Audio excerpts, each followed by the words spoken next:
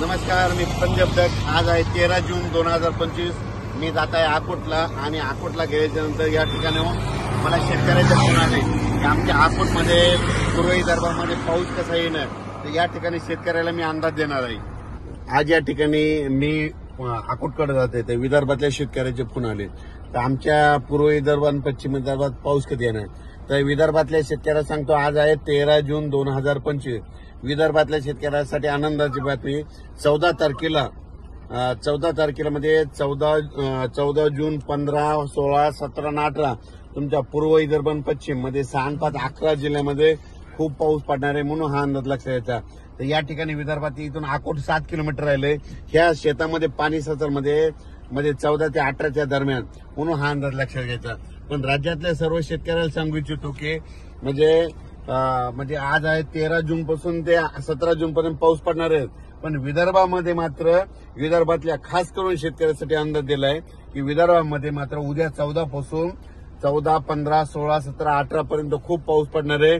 ज्यांचे शेत तयार आहेत, नंतर तुम्ही तुमचा पेरणीचा निर्णय घ्या. पण त्याच्यानंतर तुम्हाला सांगतो, आज देखील 13 जूनला देखील म्हणजे अकोल्याकडे पाऊस पडणार आहे, बऱ्याच ठिकाणी विदर्भात पाऊस पडणार आहे, म्हणून हा अंदाज लक्षात घ्यायचा.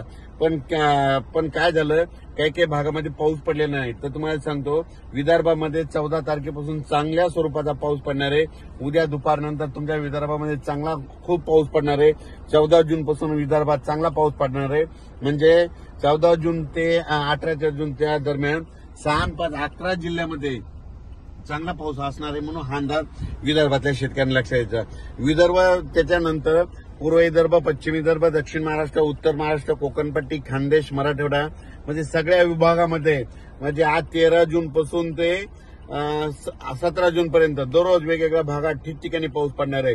पण विदर्भात मात्र 14 पासून मात्र चांगला पावसाचा जोर वाढणार आहे, म्हणून हा अंदाज लक्षात द्यायचा. शेतकऱ्याला सांगू इच्छितो, आता जे विदर्भात जे पाऊस येणार आहे उद्याचा 14 तारखेचा, त्याच्यामध्ये विजेचं प्रमाण जास्त असणार आहे. माझी सगळ्या शेतकऱ्याला विनंती, विजा कडकडत असताना झाडाखाली थांबत जाऊ नका. झाडावर 16% विजा पडतात. विजा कडकडत असताना आपले पाळीव प्राणी, जनावरे झाडाखाली बांधू नका, कारण की झाडावर खूप विजा पडतात. माझी सगळ्या कामगारांना विनंती आहे, जे शेतमजूर आहेत, तुम्ही विजा कडकायला लागले की सरळ घरी जा, कोणत्या निवाऱ्याखाली जा, पण झाडाखाली थांबू नका. कारण की याच्यामध्ये विजेचं प्रमाण जास्त आहे, वाऱ्याचं प्रमाण जास्त आहे. वारं जास्त असल्यामुळे झाडं देखील पडण्याची शक्यता जास्त आहे, म्हणून हे नाकारता येत नाही. म्हणून तुम्ही जरा काळजी घ्या, कारण की हा अंदाज केवळ विदर्भातल्या शेतकऱ्याला देत आहे. कारण की आता मराठवाडा, पश्चिम महाराष्ट्र, दक्षिण महाराष्ट्र, उत्तर महाराष्ट्र खूप काल परवा पाऊस झाला आणि आता नंबर आहे आता विदर्भाच्या पावसाचा. मग 14 जून पासून विदर्भात चांगल्या स्वरूपाचा पाऊस पडणार आहे. आता इकडे विदर्भामध्ये अकोटकडे जात असताना पहिलं तर सगळ्या शेतकऱ्यांनी आपण आपले शेत एकदम दुरुस्त करून ठेवलेले. त्यांना सांगू इच्छितो की आता उद्यापासून 14 पासून चांगला विदर्भात पाऊस पडणार आहे, म्हणून हे लक्षात द्यायचं. काल एक तुम्हाला सांगू इच्छितो, आमच्या बाजूला म्हणजे आमच्या गुगळी धामणगावच्या बाजूला डासा आहे आणि कापूस लागवड करत असताना एका मुलीच्या अंगावर वीज पडली. म्हणून माझी सगळ्या शेतकऱ्याला विनंती आहे, विजा कडकडत असताना कमीत कमी झाडाखाली थांबू नका. वातावरण तयार झालं, थोडं दिसलं की तुम्ही तुमचं घर जवळ करा, पण झाडाखाली मात्र थांबू नका.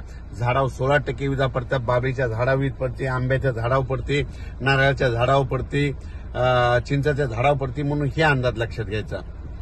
धन्यवाद.